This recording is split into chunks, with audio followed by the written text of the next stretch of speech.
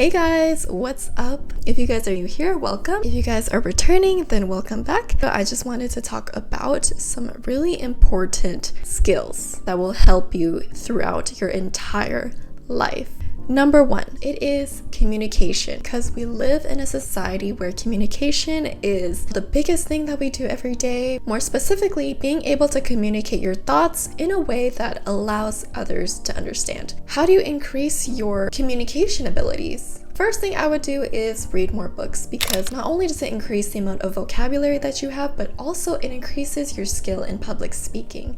So if you read more, you're going to get exposed to more types of dialogue and be able to use that in your conversations as well. The second thing is to record yourself speaking. Now, at first, when I recorded myself speaking, I was speaking in such a monotone way, even I couldn't listen to it. I was wondering, if I can't even listen to myself speak, then how is others going to listen to me? So based on that, I learned how to add some fluctuations in my voice, use hand gestures, make things more interesting for the other person in the conversation. And next is, before you actually communicate or respond, it is important to give yourself some time to think, especially if it's important. Use a 3-second rule to really think about what you want to say and how you want to put those words together. Number 2 is small talk with anyone. 2 is pretty similar to the first one, but this one's a little bit more focused on being able to create new relationships with other people, to have that conversation with other people, break the ice, make it so that you are attracting others to want to talk to you. And to do this, what I would do is to first ask open-ended questions.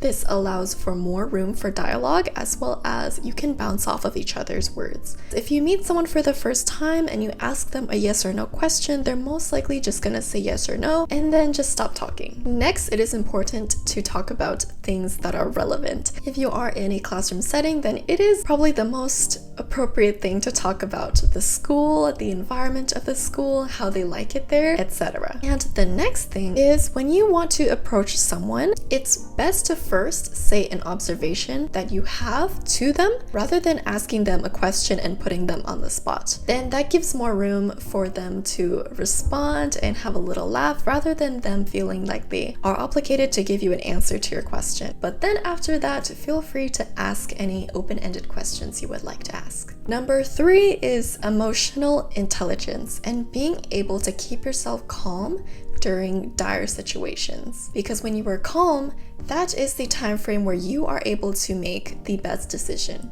To do this, I would recommend journaling, because this allows you to understand more of your thought process and how your mind is actually thinking. The next tip that I have is to view other people as if you were their therapist. Now, you don't have to talk to them and treat them like you are their therapist, because that takes work. But it also helps you understand where they are coming from. Viewing other people as if you were their therapist allows you to regulate your emotions, because you are thinking about why they are acting a certain way. Number 4 is adaptability or continuous growth. In order to grow, you first have to step out of your comfort zone. For example, try new activities or tasks that challenge you. Or you can expose yourself to different types of environments to enhance your adaptability as well. I believe that being able to change yourself based on the situation is a very good skill to have, especially if you are placed in a position with a lot of responsibility and a lot of those challenges have to come at you.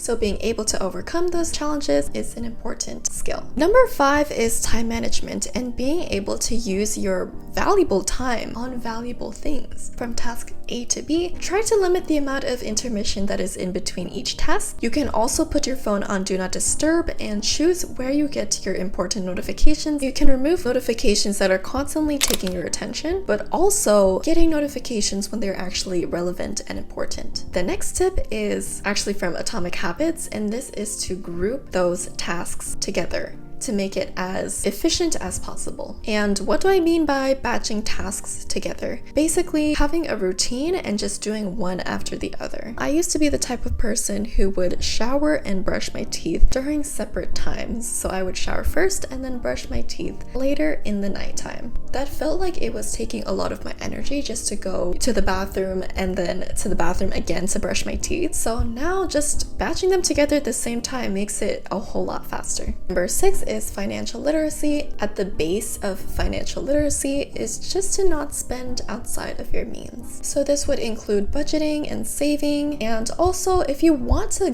buy something that is expensive and it's not a need, there is a trick where you would wait a month and see if you want to still buy that. And if you don't want to anymore, then that desire to buy the item was in the moment and not something that you actually wanted. But also with financial literacy would come investments and learning how to handle your money. And number 7 is actually marketing.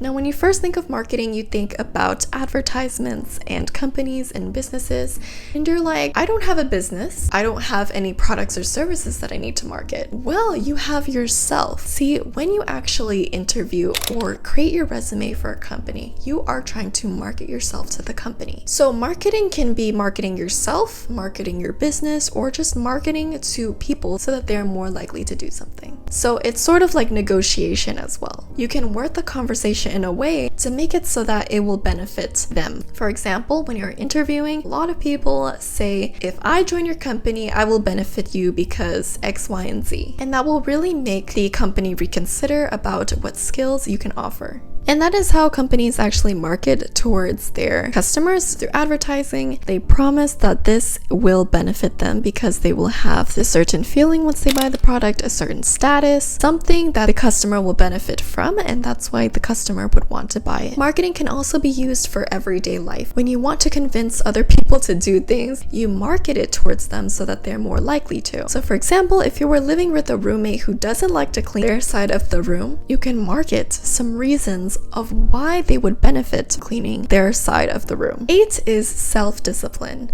Now, when we think of self-discipline, we think it's really hard and you have to have this certain level in order to actually be self-disciplined. But self-disciplining yourself doesn't have to be that hard as what you think it is. The trick to this is actually to make it easier to self-discipline yourself instead of forcing yourself through motivation. For example, if you keep using technology before bed at night, it is wise to hide your phone and your devices away so that you don't have easy access to them. Basically, make it harder for you to access those distractions and make it easier for yourself to be self-disciplined. And another example is if you want to start heading to the gym, best option is to actually choose a gym that is on your way to work. And I actually got this one from Atomic Habits as well. And the reason why it's optimal to choose a gym that is on the route to work is because after work, let's say, it is very close, it is very easy for you to access the gym instead of having to take a detour and go out of your way to work out. So just the main tip that I have for this is to make it easier for yourself to become self-disciplined. Number 9 is efficiency. Become the type of person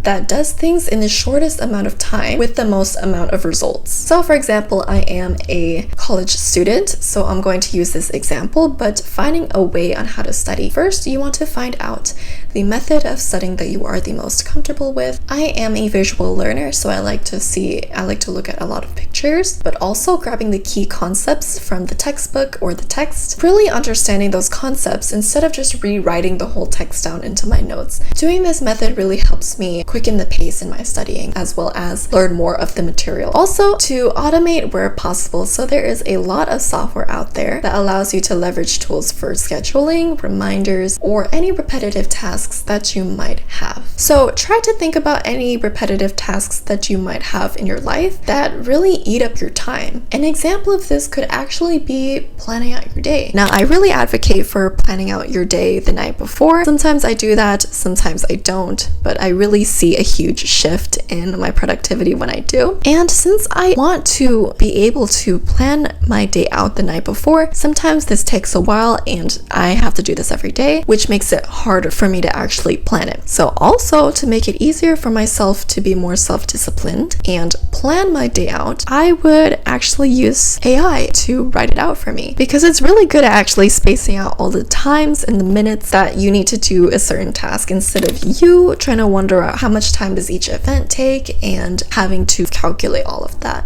But with ChatGPT, it can do the work for you and cut down a lot of time. But there are many more examples out there that can be used as well. Number 10 is learning how to learn. If you want to learn how to learn, first you have to approach topics with a sense of excitement and curiosity rather than fear. With that curiosity, you are more likely to forgive yourself and learn from those mistakes. When you are learning something, make sure you have actual hands-on experience, and this can be applied to many different sectors. For example, when you are learning a language, I would recommend you should actually practice with people in the language that you want to learn. So actual hands-on experience. And the last tip for this is to pretend like you are teaching the subject. Pretend to teach the subject to somebody and see if they understand. If you're able to teach the subject well, that means you basically have mastered the subject. Throughout our whole lives, we're going to be continuously learning about new things, whether academically, at work, friendships, relationships. That is why learning how to learn is such an important skill to have. So I'm going to do a quick wrap on all of these skills that I have stated. The first one is to have the ability to communicate your thoughts in a comprehensive way. Number 2 is being able to small talk with anyone. Number 3 is to have emotional intelligence. Number 4 is adaptability. Number 5 is time management. Number 6 is financial literacy. Number 7 is marketing or negotiation. Number 8 is self-discipline. Number 9 is efficiency. And number 10 is learning how to learn. And with all of these 10 skills, if you guys can master these 10 skills, you are going to be a person who can literally conquer anything. So yeah, if you guys have made it to the end of the video, I just wanted to give you guys a big thanks for watching. If you guys have learned anything new, please share it in the comments down below, and I will see you guys soon. Bye!